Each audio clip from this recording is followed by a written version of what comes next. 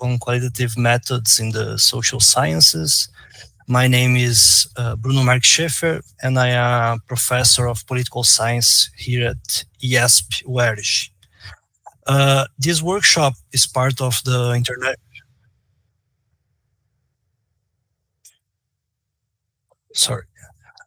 This workshop is part of the international research project, The Far Right in Germany and Brazil, a historical and comparative analysis, funded by CAPES and DAD through the ProBrau program.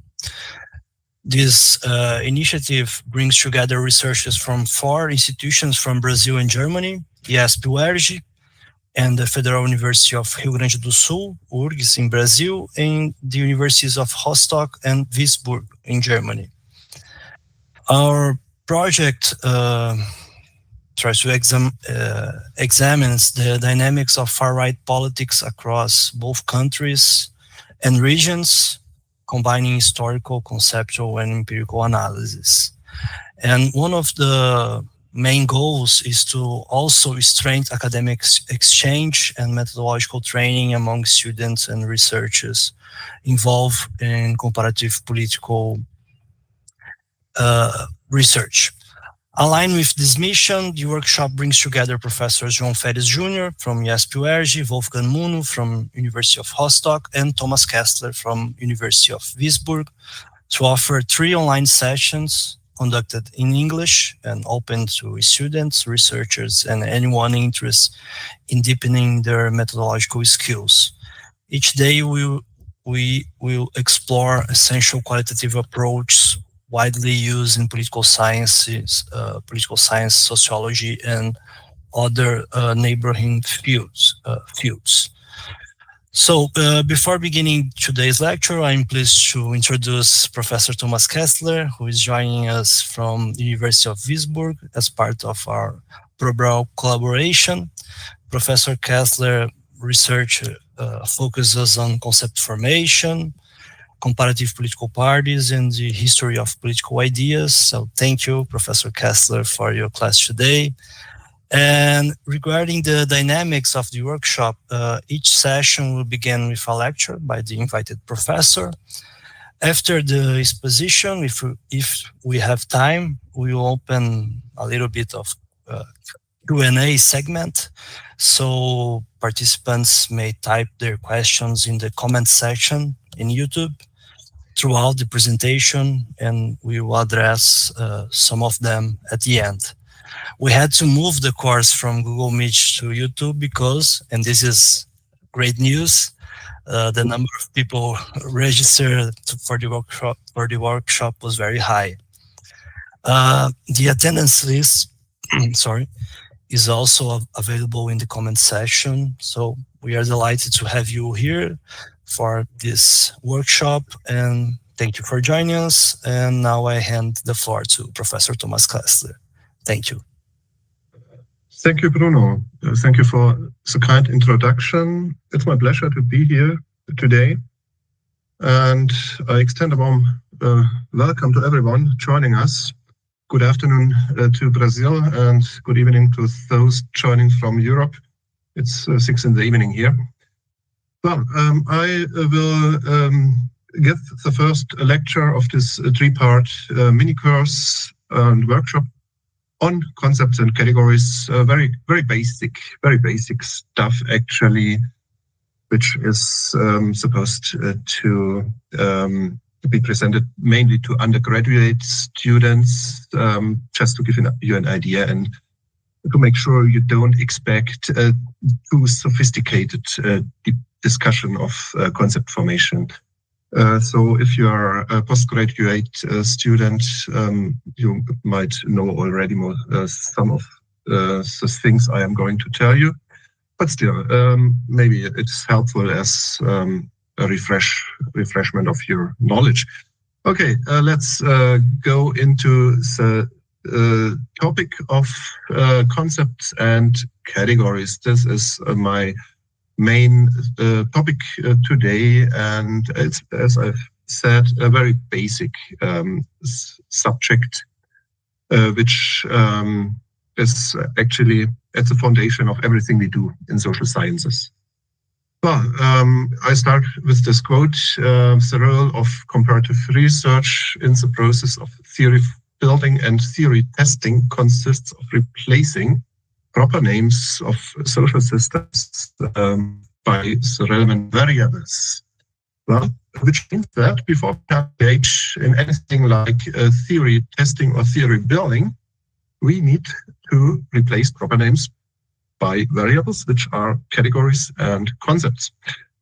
Proper names are facts, concrete things. A proper name is Bruno or Thomas. Well, but we are not talking about Bruno and Thomas in social sciences. We are talking about professors and students and universities, broader categories, with many professors and many people doing their studies. This is what this quote here is supposed to convey. Well, pretty obvious, I would say. So, what does it mean concretely? Researchers routinely make complex choices about linking concepts to observations, that is, about connecting ideas with facts. These choices raise the basic question of measurement validity. Do the observations meaningfully capture the ideas contained in the concepts? This is a quote from Adcock and Collier, Formation, and it already focuses on a basic problem. Once we bring together various facts, many people, for example, which are subsumed under the concept of student, we have to make sure that our abstract concept still has sufficient connection with the facts we are supposed to capture with our concept. So this is the main task.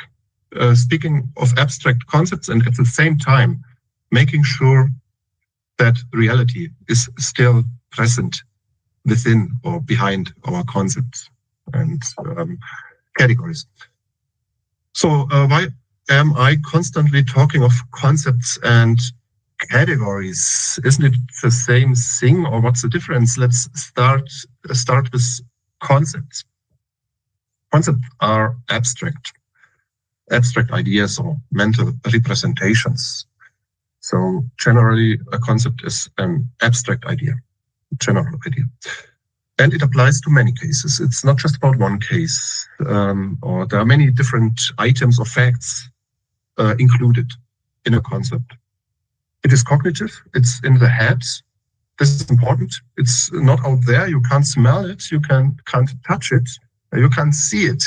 If you talk of the people, well, democracy is the rule of the people, very obvious. But what is the people? If you look through your window, you will not see anything resembling the people. What is it? It's a concept. It's in your head. It's in my head.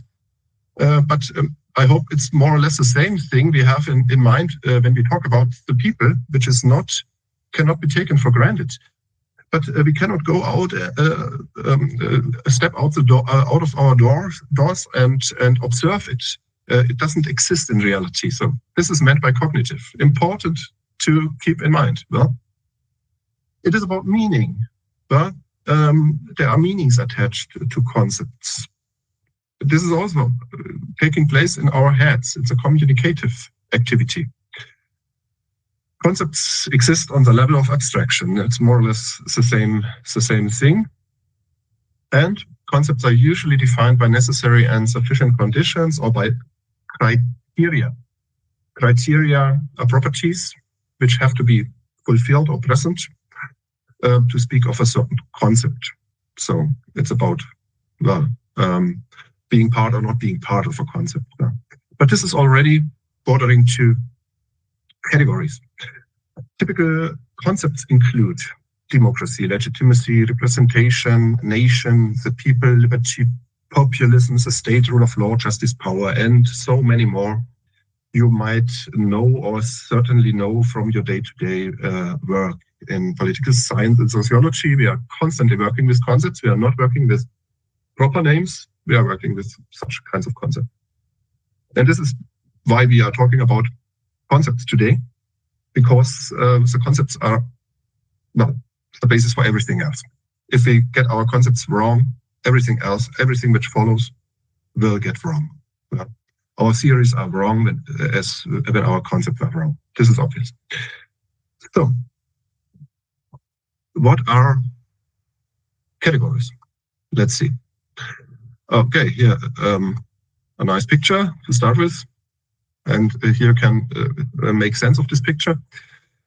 A category is any general or comprehensive division, a class of empirical entities. Yeah? So we put things together. We establish which kinds of items or things are put together in one category. So categories are basically about grouping, yeah, as you can see here. Categories, a category distinguishes A from whatever is not A. It entails a decision rule. Belongs to the category or does not belong to the category. Yeah? A very binary decision rule. Belonging, not belonging. A, not A. The building blocks, categories are the building blocks of theoretical statements. Take any theoretical statement. Take, for example, democracies are, well, whatever. Normally more rich or more peaceful. Take the theory of democratic peace. Democracies are not engaging in war with each other. This is a typical theoretical statement, a very well-known one, and it includes a category, democracies. Once we know what democracies are, which countries belong to this category, we know, or at least we have an idea about how they behave in matters of peace and war. Well, categories are used as variables in comparative research. Yeah, categories are variables because some countries belong to them, some don't. Some parties belong to a certain category, some parties don't. So we start with categories, use them as variables, be it a dependent or an independent variable, and then we can engage in theory building and theory testing. And categories define the range of our generalizations. This is a point we will get closer at a later point in this presentation.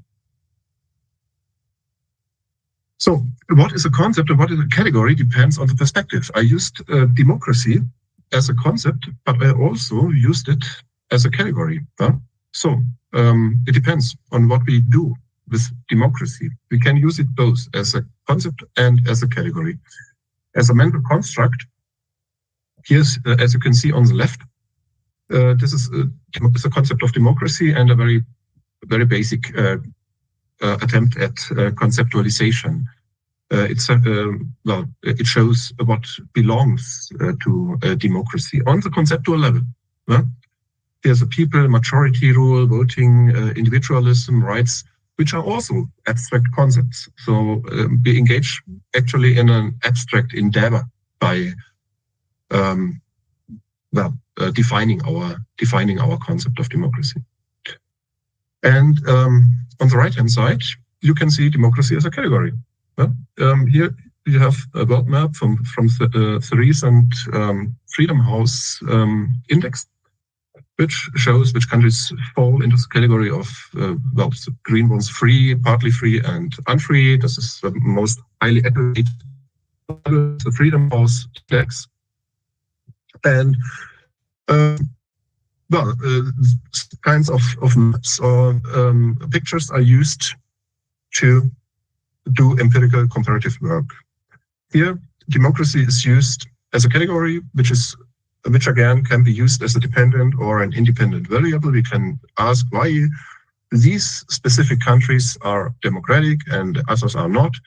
If we look at variation over time, we can see if certain countries have changed their color over time from the past in the Freedom House edition or from several years ago, whatever. And then you can see we have a variation in the category because the composition of the category changes, and as soon as we have variation, we have a question. The question is that how is it that this change occurred? Why did this or that country this or that country changed from autocracy to democracy or from democracy to autocracy, and so on and so on.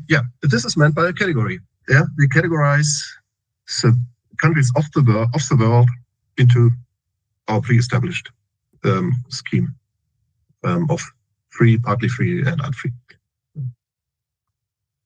So you can see there is no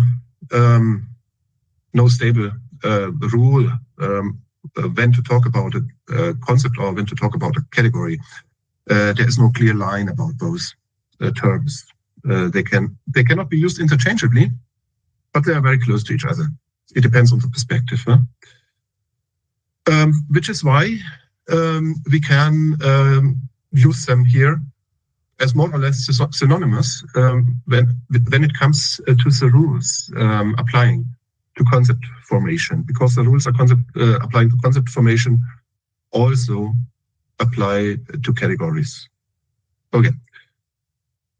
So, what rules am I talking about?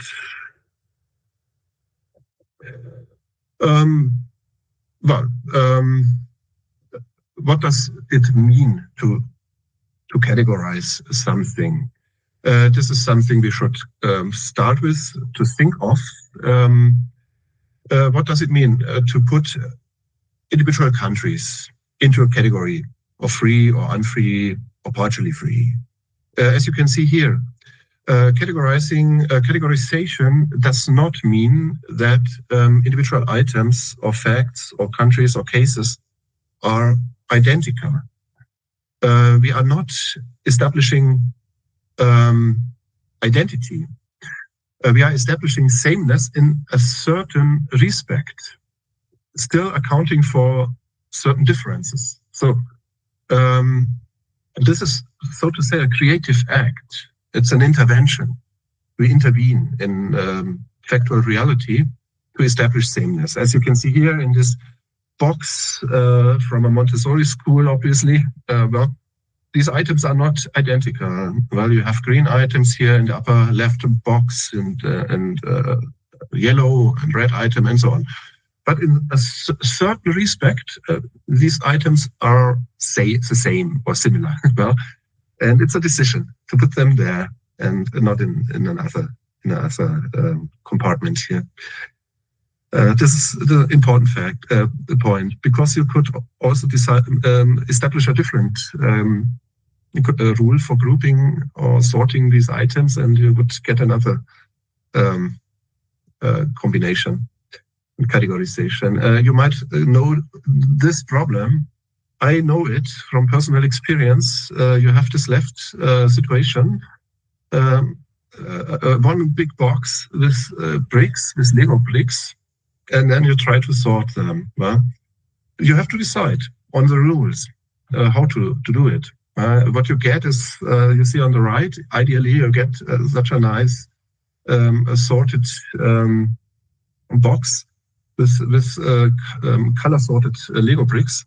But if you are experienced Lego builder, you might question if this is really the best way to sort it, because well, usually you don't use colors, you use the sizes and function of these bricks. Well, so maybe it would be better to sort them according to their size, the lengthy ones and the broader ones. And okay, no, I don't want to go into more details. I am, I just feel somewhat, I recognize this problem very well. Okay, so there are many, or not many, but at least different possibilities to get order into empirical reality. This is what I want to say. Okay, so what can we say about these rules? How should we actually proceed? Oh, sorry, this was too quick. As a general rule, I refer to Giovanni Sartori and his classical paper from 1991, Comparing and Miscomparing. I assume that most of you know this paper. If not, please read it. It's a very, very important and insightful paper. I like it very much. And he formulates the rule that to classify is to order a given universe into classes that are mutually exclusive and jointly exhaustive. Okay?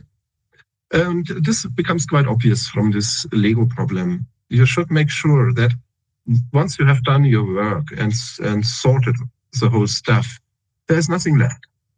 All colors are here in this box, are accounted for. And they are mutually exclusive. You should not encounter the problems that you find a brick which is not clearly attributable to one of these compartments. Well? So mutually exclusive means the rules are clear and apply to all cases and all instances you encounter. Mutually exclusive means the rules are clear, and jointly exhaustive means that everything is accounted for. There is no residual left. Okay? This is a very demanding rule, I have to say. And very often, it does not perfectly work. You get cases which are simply cannot be accounted for. Take the welfare states typology from Esping-Andersen, which fits very nicely for Northern and Anglo-Saxon and continental European welfare states. But once you turn to Brazil or Southern Europe, you notice that, okay, it's difficult to decide. There are elements of conservative welfare states, there are elements of liberal welfare states. It's not easy. And you are left with a huge number of cases which cannot be sorted into this threefold category system or typology proposed by Esping-Andersen. Okay. So what can we generally say about building categories? The first question is, how many categories should we create to account for our universe of cases or for our empirical reality? How many compartments? Often you find only two categories, which is a very, very nice thing, because you can dichotomize. In qualitative research, it's important to dichotomize your variables. And they are parsimonious, quite elegant. You have only republics and monarchies, presidential systems and parliamentary systems. So you have a very nicely ordered world. Well, everything is accounted for and it's not too complicated. But it's also a problem because you get asymmetries, possibly.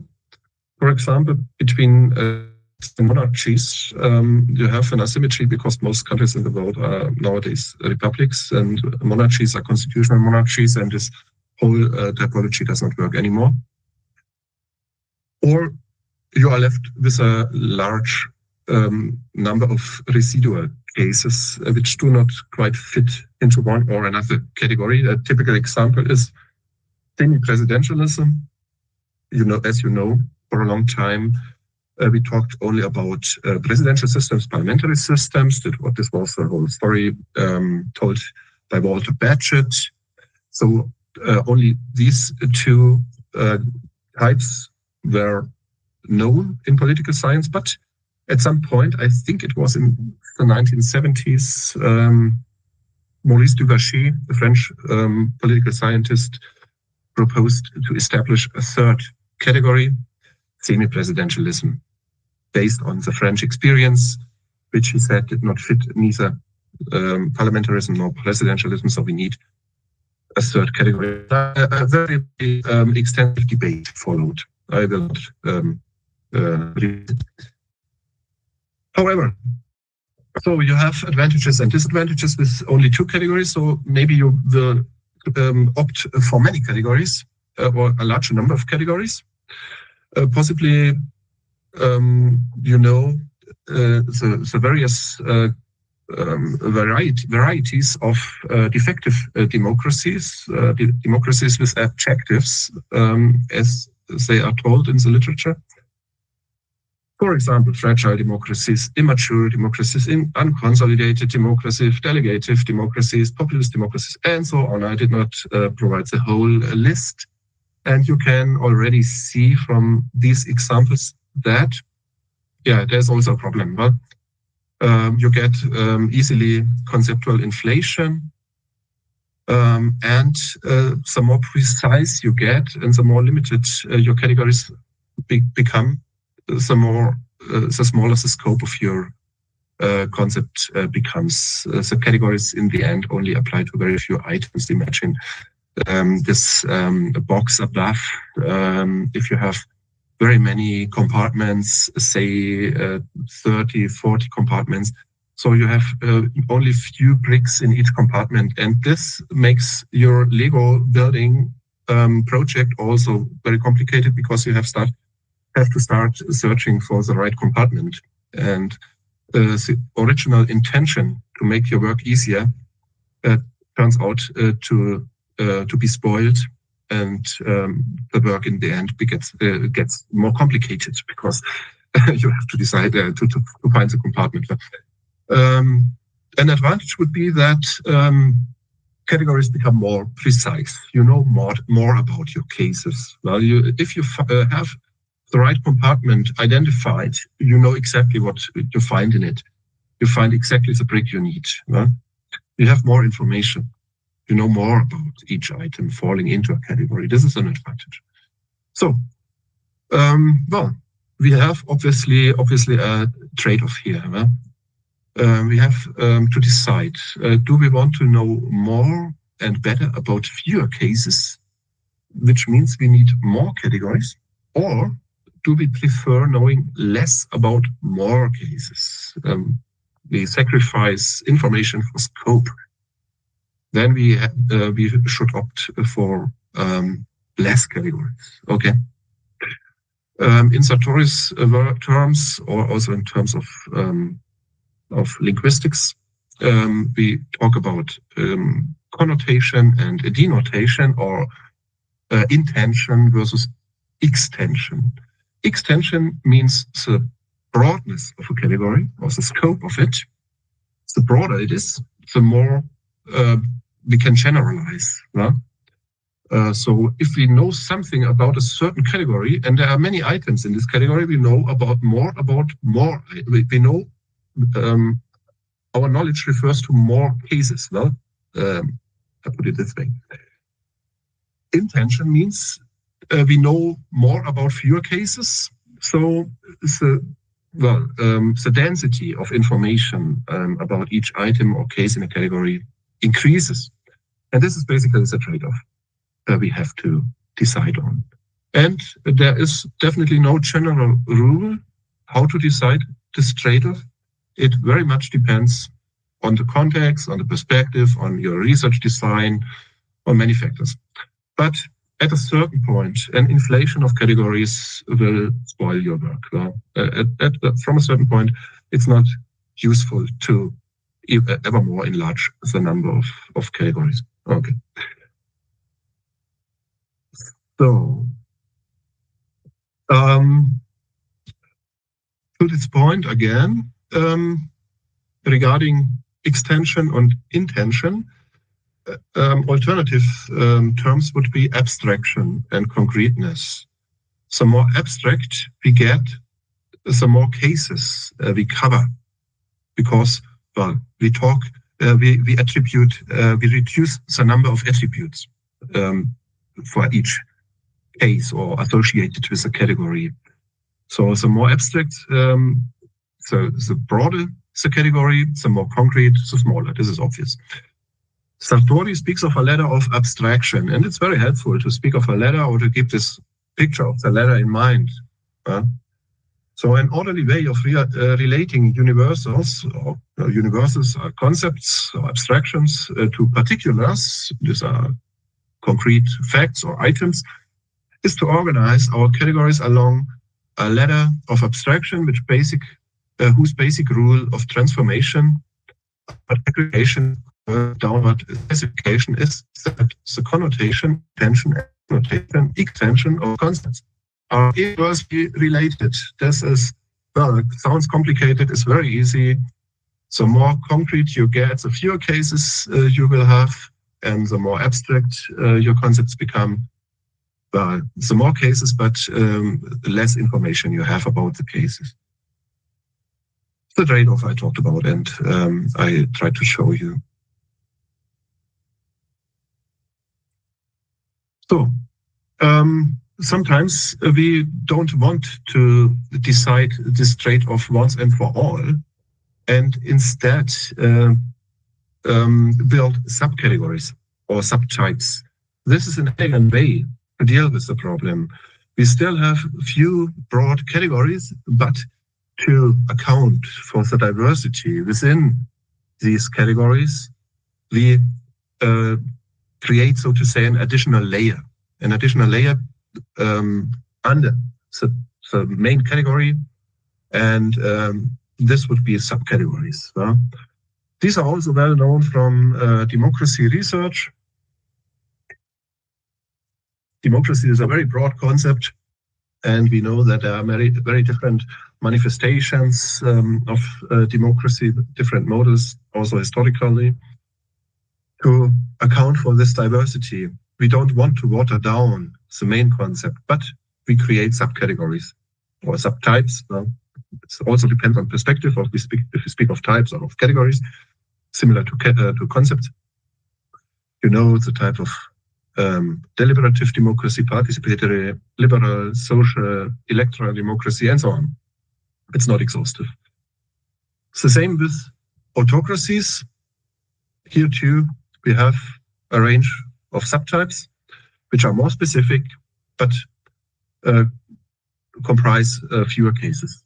But still, we don't have to abandon our major category. Now you can think of a organizing box with two layers. Yeah, you have the main categories, two main compartments with autocracy and democracy, and within them you have an additional compartmentalization which you can use for building your subcategories. Okay. So far on the general considerations regarding concept formation. Now we look at some fallacies and mistakes you can make but should actually avoid. Here again, I refer to Giovanni Sartori, who nicely describes a range of mistakes, which can also be found in the literature, which frequently happens in concept formation. Sartori, for example, speaks of parochialism as a typical problem. What does it mean? Parochialism means that researchers only deal with one specific country. They are very focused on their own country and don't look left or right and start generalizing from this one case. This is very often happening in political science, and they make two mistakes actually. First, they ignore existing concepts which could be used or adapted to this country, but they ignore it and instead invent or create new concepts based on the observations from their own country. So you get ad hoc, self-tailored concepts which very nicely fit the one country, but nothing beyond it. So it's analytically and comparatively useless, such a concept. A typical example found in the literature is coalitional presidentialism, actually, in Brazil. Presidencialismo de coalição. What's wrong with it? You would ask, maybe because you know it, or everyone knows it, well, and you're used to it and find it helpful.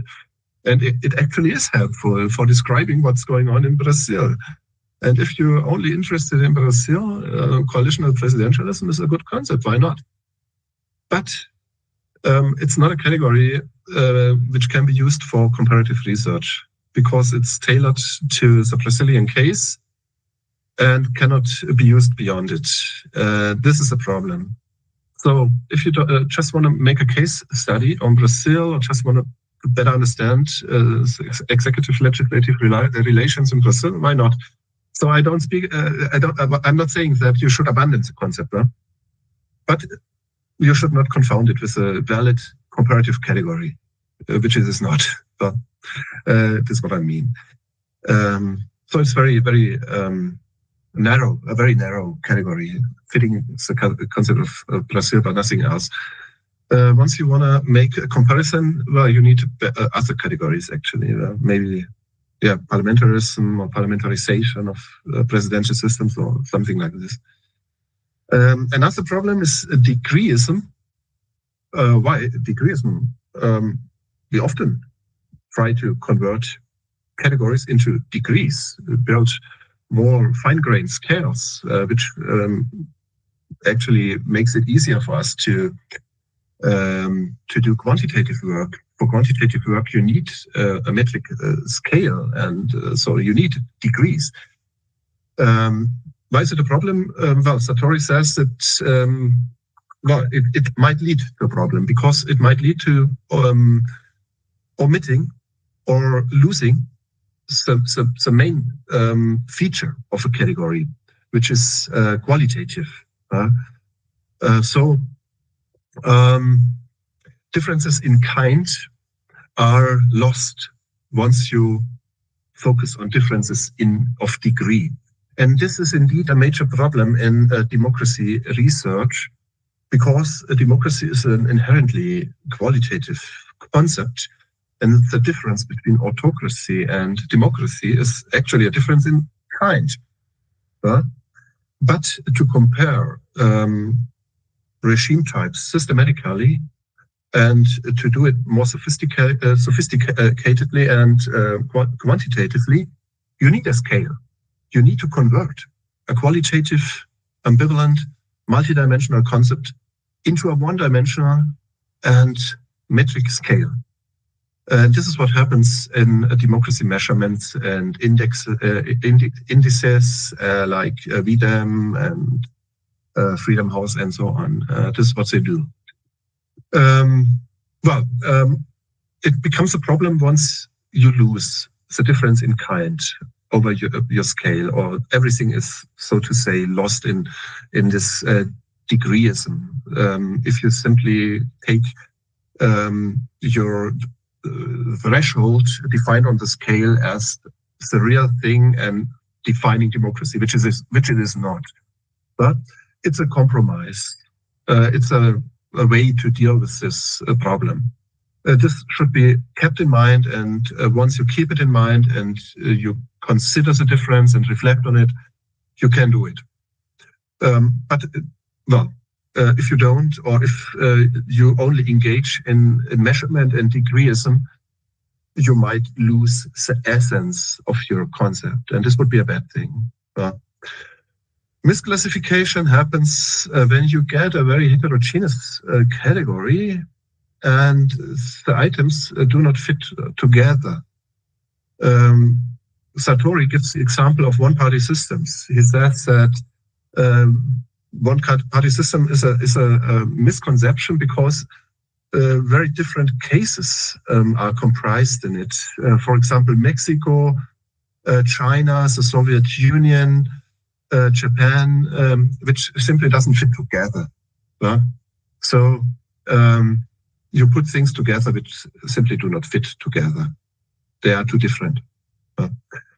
And finally, concept stretching happens when criteria are watered down and you stretch your concept beyond its original meaning to cover more cases, which is really a nice thing because your theories become more meaningful. You can generalize to more cases. But if you stretch it too much, the concept becomes meaningless. Particularly if you start with an ideal case. Many categories, which are actually typologies, start with some prototypical or ideal case, like the social democratic welfare state described by Gösta Esping-Andersen for Scandinavia. He looks at Scandinavia, at Sweden particularly, and describes the system as a prototypical case of social democratic welfare states.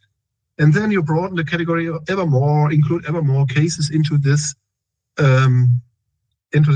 category of social democratic welfare state, and they get ever farther away from Sweden. So difference become ever greater, and in the end, the concept is completely watered down. So you have to decide how close should they be to this case. And another example would be the populist radical right, which you know from Europe, described by Cas Mudde. But it's a populist, right-wing populist type, defined by nativism, populism, authoritarianism. And then you look to Latin America. Take, for example, Bolsonaro, who also fits into this category. But nativism is different in Latin America. It's not the same as in Europe. So you should think of it. Is it really the same thing we are talking about? Is Bolsonaro really similar to radical right populist actors in Europe? So maybe we are watering down the concept or stretching it too much.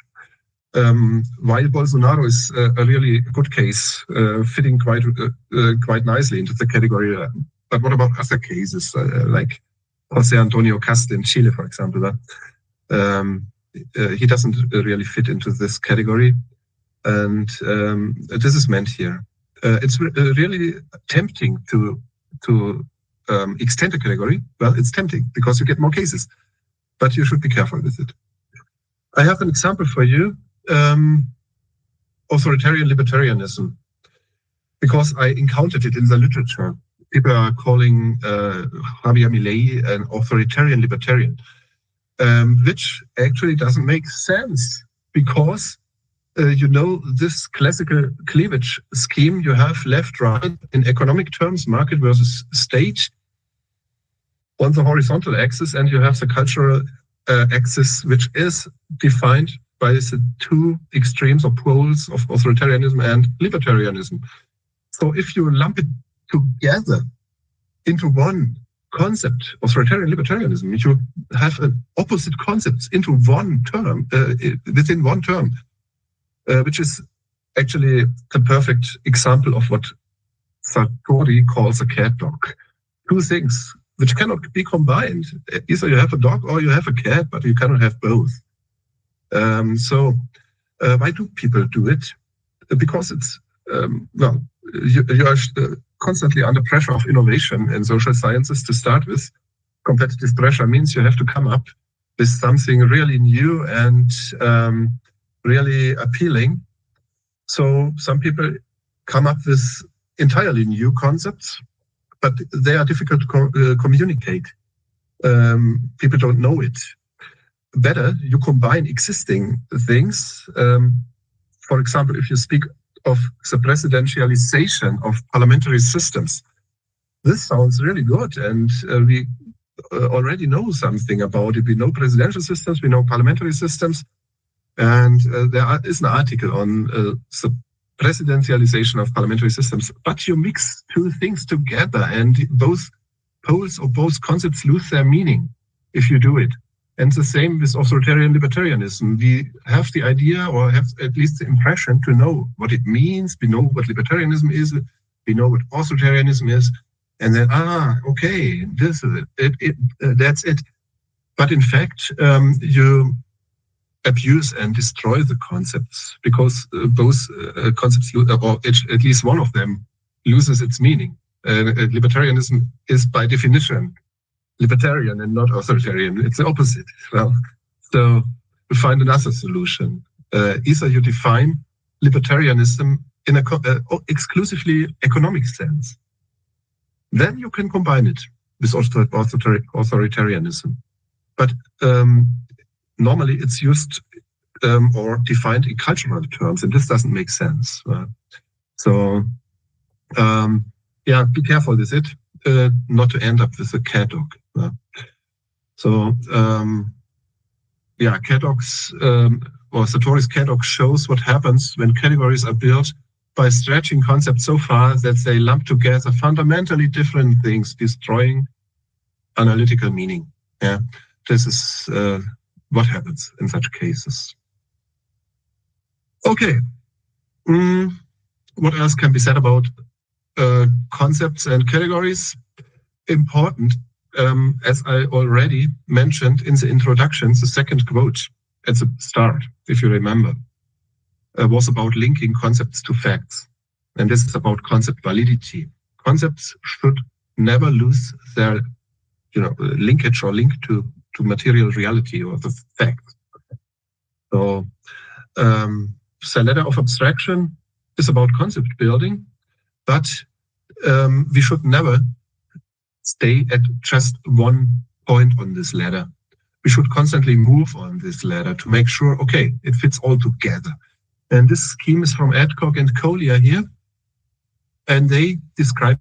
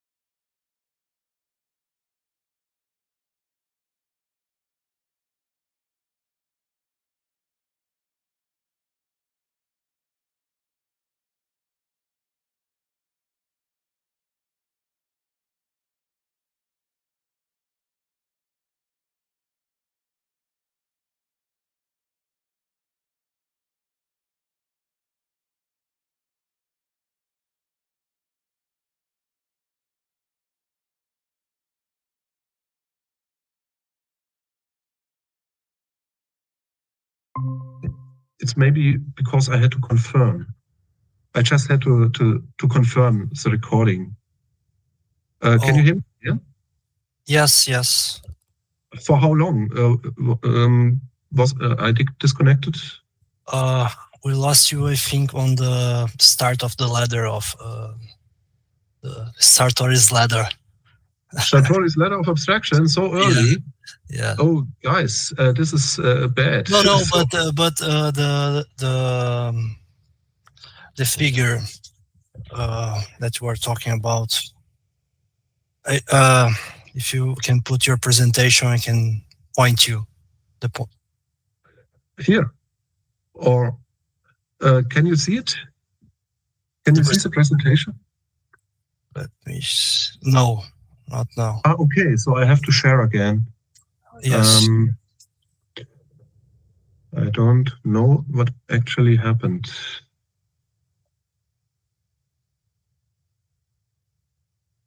No, I am back in my presentation. You can pass forward. Yes, more. Yeah. No.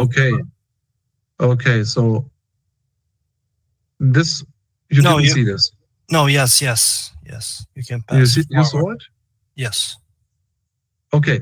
So no, I think the next one. This one? No, the next one. Okay, fine. Yes, here. Here, okay. This was actually slide I when I got your message and where I was disconnected. Fine. So I just repeat it shortly. This rule defined or described by Adcock and Collier how to make sure you have a nice connection between concepts and facts. You bridge this gap between the mental sphere, the cognitive sphere, and material reality. You start with conceptualization, define what dimensions belong to your concept, what attributes. Then you decide on how to observe it, the indicators actually, how to observe, for example, democratic quality on the level of free and fair elections, or separation of powers, executive, legislative relations, how to observe it. What are the material or factual implications of these criteria? And if you want to build a score, an index, you define thresholds and scores for ordering your cases. So this is one way to get from concept to reality, and importantly, to get back again. Well, you have to go back and forth to make sure you have a fit. It's not a perfect fit because you cannot observe everything you want to like to observe. This is important.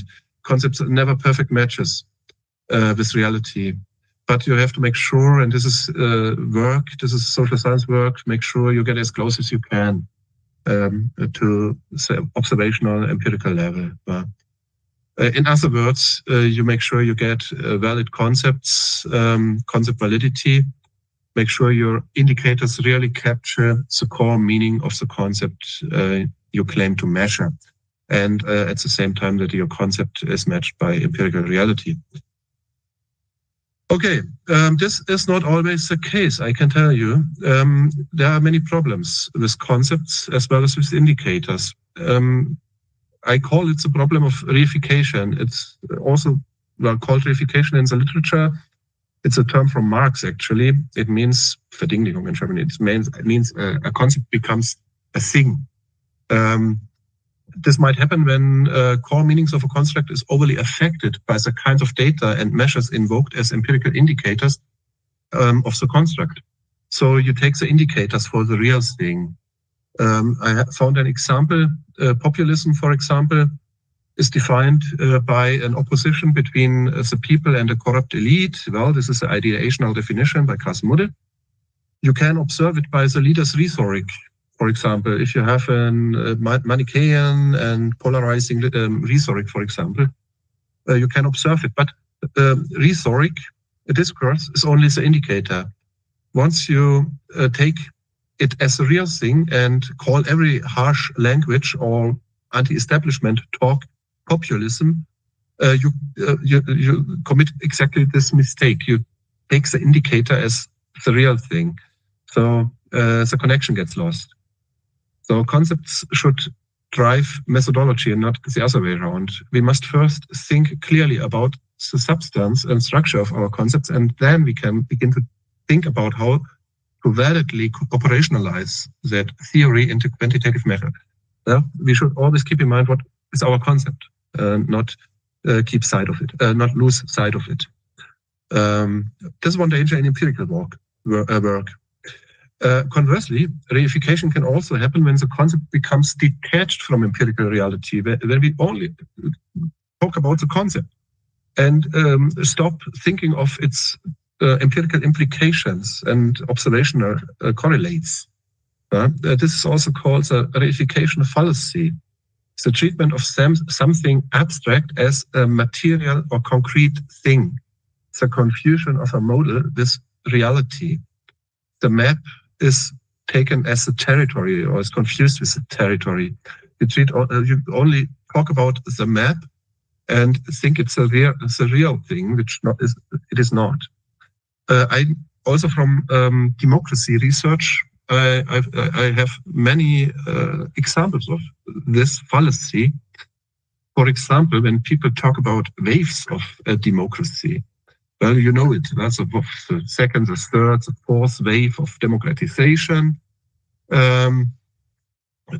which is a nice picture. Actually, you have it in the data, and it's nice. It's a catchy term.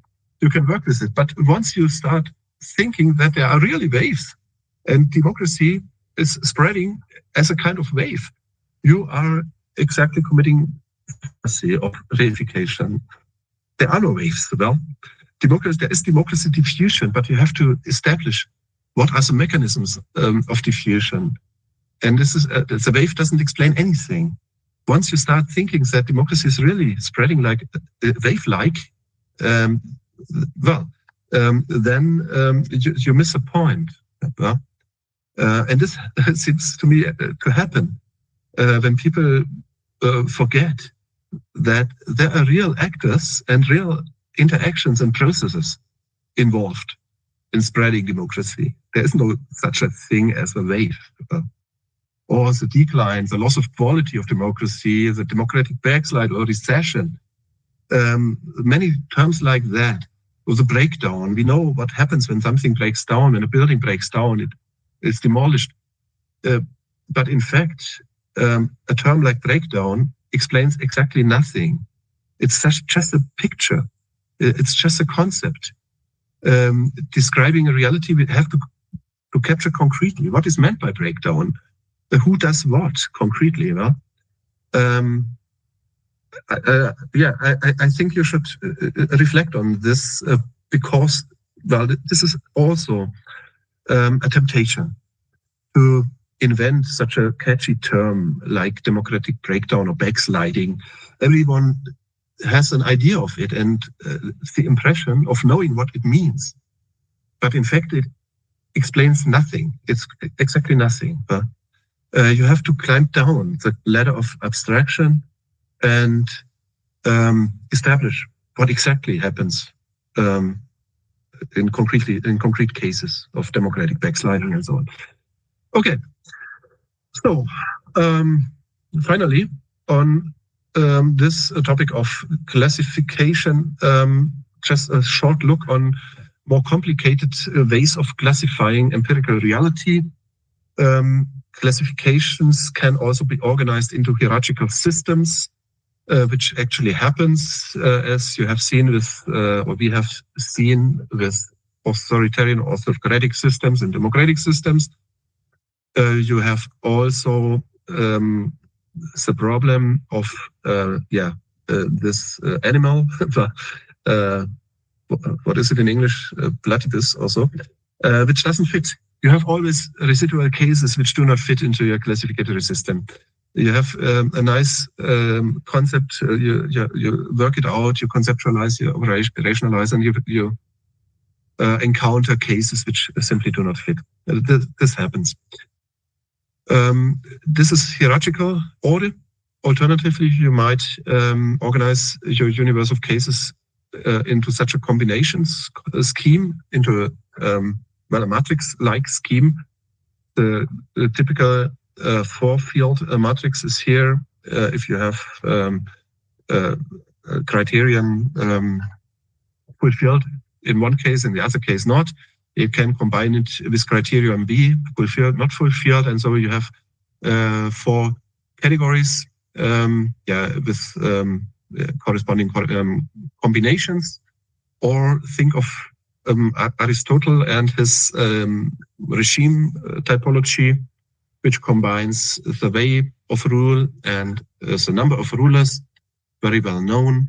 Here again, you have a nice order of your empirical reality, but you order it along two dimensions. This just as a final remark on the topic of classification. And now we take a very, very short look at typologies because I used the term several times, but so far I didn't define it and differentiate it from categories or categorization schemes. So we all know typologies. We work with typologies. Think of party types. This classical Duverger and Katz-Meyer typologies from party research with the catch-all party and the cartel party. We know about regime types. We know about types of government, of consensual and majoritarian democracy. Or the welfare state types I talked already about, Esping-Andersen's liberal, conservative, and social democratic welfare state. So what's the difference from categories? Again, it depends on perspective, but as a general rule, typologies are a form of theory building. They are closer to theories or even comprise already theoretical statements, at least implicitly. So we might think of typologies as standing in between classification schemes and theories. They are, so to say, more complex, more sophisticated than simply classifications. But still, as I've said, we might think of typologies as categories or classifications. But if we look closer, we might identify specific features. In other words, not every typology can also be thought of as a category or a classification scheme, but not every classification or category is a typology, because sometimes they are not sophisticated enough. So typologies are complex theories that are frequently misinterpreted. Typologies are differentiated from classification systems, shown to meet several important criteria of theories and shown to contain multiple levels of theories. This is from this article I also have here in the presentation, which I can provide to you. So typologies are also more complex. They often start from an ideal type, which represents a unique combination of attributes that are believed to determine the relevant outcomes. So there is already some assumption implicit or even explicit in a typology. While classification, on the other hand, are mainly concerned with sorting or grouping, as we have seen. So they are based mostly on decision rules, which item belongs in one category, which belongs in the other category. Typologies are theoretical endeavors. So typologies are intended to predict the variance in a specific dependent variable. Think of democracy and democratic peace. When we speak of democracies, we assume that democracies do not engage in war, or, as we will see 2 slides down, consensual democracy is supposed to be kinder and gentler than majoritarian democracy, or social democratic welfare states are supposed to put greater emphasis on active labor market policies, and so on. Or think of cartel parties. Cartel parties are supposed to produce a representation crisis because they entail a disconnect between rulers and ruled, and so on.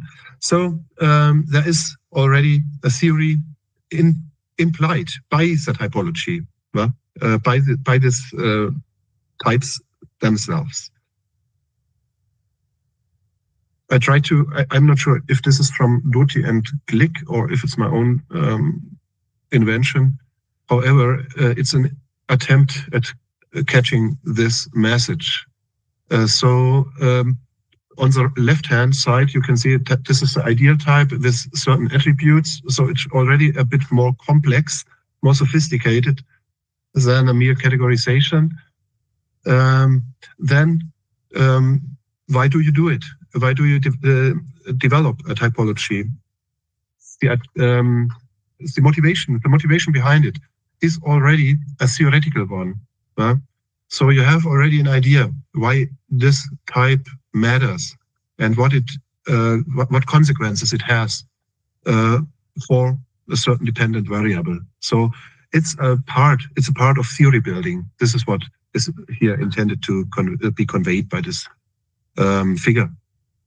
So it's a unique form of theory building that should not be confused with more traditional linear forms. This is a quote from Doty-Glick again.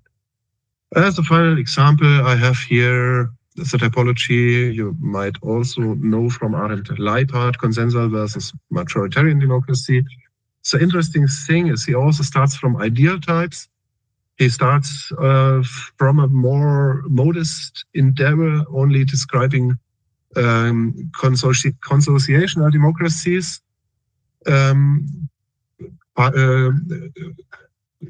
designed for the Netherlands and South Africa. So similar to coalitional presidentialism, it's an attempt at capturing a certain empirical phenomenon, like the political system in the Netherlands. And from this case, he expands his typology. He builds this twofold or two type scheme with majoritarian democracy on the one hand, consensus democracy on the other. He defines these 10 criteria, and it's still a categorization, or at least, well, it falls short of theory building. But at the end, if you look into this original study from 1999, yeah, at a very late point, in a later chapter, he turns to theory building because he starts correlating his democracy types with certain outcomes. And this leads him to conclude that consensus democracy tends to be the kinder and gentler form of democracy. So it's a stepwise procedure. So not quite like Doty and Glick described it. It's more like a sequence. He did originally not engage in theory building, but finally ended up with theory building. And so we have a full-blown typology, including very explicit theoretical statements about the kinder and gentler qualities of consensual democracy. So this is a very nice example. A very huge debate, many critics also regarding his suppositions, but it doesn't matter.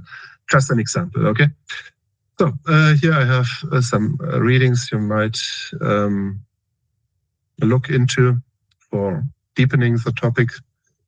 Well, and now we have a couple of minutes left, not too many, but at least 10 minutes, I would say, for questions, if there are any. Thank you so far. Thank you very much, Thomas, for your lecture. I think we don't have questions from the audience, but I have a couple of questions. Actually, more of you can think about examples of some of the points that you make. As you said, concept formation is the foundation of all sciences, but specifically for social science, because we study phenomena that we cannot directly they are not directly observable, as democracy, populism, freedom, or ideology.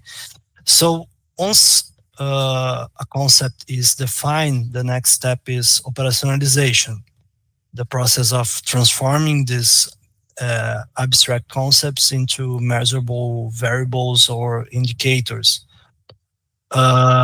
I think that's interesting when we think about the debate about democracy. We have this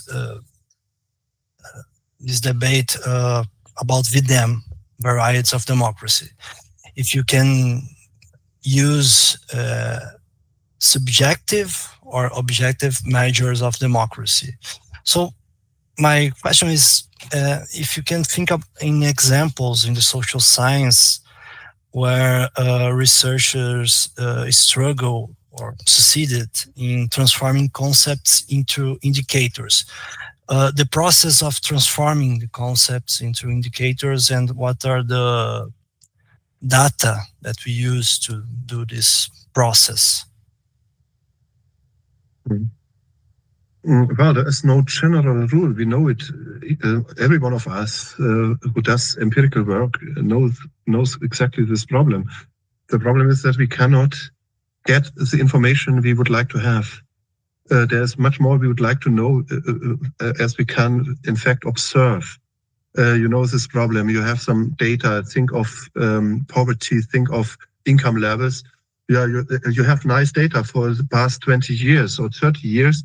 Then you want to compare with the late 19th century, and well, here you have it. No data. What can you do? So we have to fill the gaps. You have to engage in maybe substitutes, proxies. You have to look maybe at some parts of information you might interpret in one or another way. It's like archaeology. You have only, one fragment of a certain item, and then you have to figure out what it is, what it was, or of a picture in a cave. You need to be creative. Yes. This is what we are doing. We have to deal with incomplete information, and well, sometimes we are in the lucky situation we can create our own data. We can go out in the field and do a nice survey we have developed ourselves.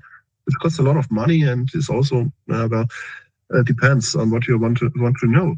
In fact, most of the time we need to work with the data we have, and this is a real temptation to design your research question according to the data you have. If you data-driven research designs, this is a big problem in comparative research, that you have a data set. Oh, okay, so what question could I ask? Ideally, you have a theoretically grounded question and look for the data you need, and not the other way around, even if you can't get it. My personal experience is, if you know exactly what you want to know, if you have a very precise question, you find the information. Maybe not in a prehistorical cave. This might be a problem, but our questions normally refer to more recent times, the past 50 years, past 80 years, maximum. And for this time range, my personal experience, I found what I needed. Not completely, but sufficiently to make my point. So don't be afraid about the lack of data. Put enough effort in precising, concretizing your question, and then you will get the data. This would be my recommendation, actually. Yeah, for sure. It's the basis for the good research. It's a good question. Exactly. Very the more concrete, the better. And then, well, look for the data. Yeah, this should be the next step, and that's not the first step. Not looking what data you have. Oh, I have this nice program. You can you have this API. I can analyze 10 million tweets from X. Okay, now look what can I make of it. Yeah, yes. This is maybe you find something, but it's not often. It turns out to be an artifact. It's not theoretical ground.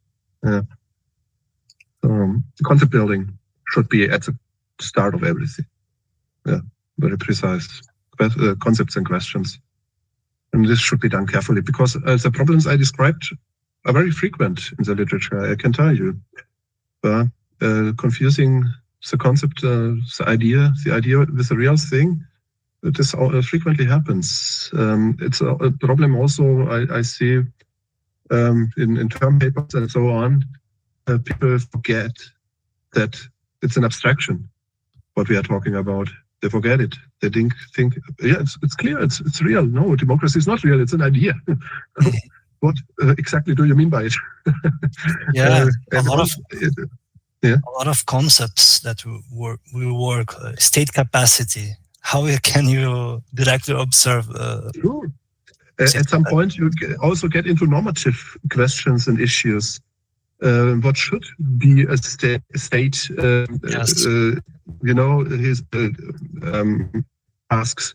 should be done by the state, and only then you can ask for the state's capacity to comply or fulfill its tasks and function and so on. So yeah, very frequent. And once this reification happens with political actors, and then they forget what they really do, when they confuse the idea with the facts, well, we get real problems, not just bad science. We get bad policies. Actually, this also happens. Well, yeah, of course. Really serious problem. Well, okay. Oh, thank you very much, Thomas, for your time. Okay, so what about the YouTube channel? How many participants did join us? Actually, can you see it?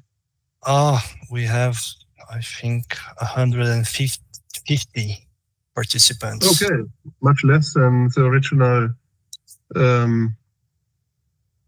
Yeah. So it's the original number. Okay. Yeah. Okay, but, no problem. That's okay. That was a very nice lecture, and thank you very much for your time. Thank you very much for sharing your knowledge into the subject. Thank you, Thomas. You're welcome. Yeah, it was my pleasure. So, and I sent you the presentation. Huh? Okay, great. Okay, so have a nice afternoon. Nice. Ciao. Bye.